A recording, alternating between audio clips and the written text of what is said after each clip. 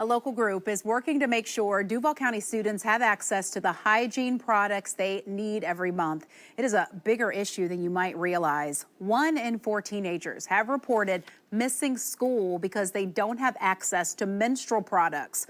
That's according to a recent study. That not only takes away from their learning, but it increases stress, it increases anxiety. It can be embarrassing for teens.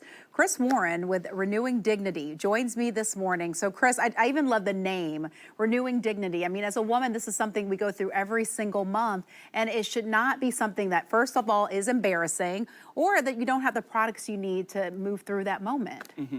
It's a part of everyday life, and to be a part of Renewing Dignity has been an honor for me because we get to work with so many women who are pushing the issues forward to address this for so many of the girls in our schools.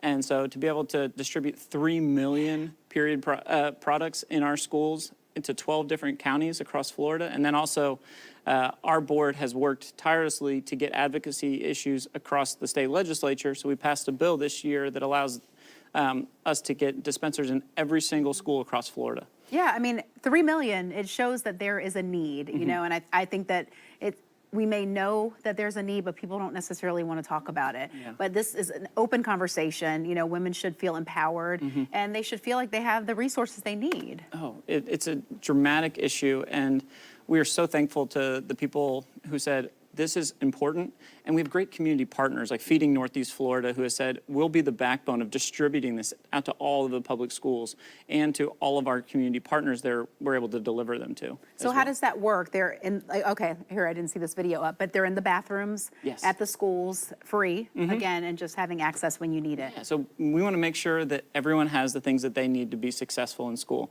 and so that you shouldn't have to miss school because you don't have period products. And that's vital to making sure that 1 in 4 girls aren't missing school. Yeah, being on the board, I imagine you hear the personal stories about how it's affecting families.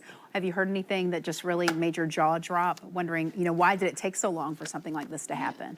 You know, it's amazing that, you know, we got legislation passed this year, but it's a common sense solution that our school board said, we're going to make sure that this isn't an issue for our students anymore. And also the state legislature and the governor coming together and saying, let's take care of this issue once and for all is so important to move things forward. But really just to have the board of women of, you know, Judge Moran and Donna Orender and all of these powerful women, and Martha Baker and Dr. Marta Perez and Margaret Gomez, you know, coming together and saying, we're going to do something for the women of our community.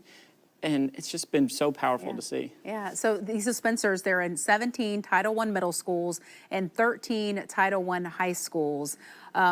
That's Title I.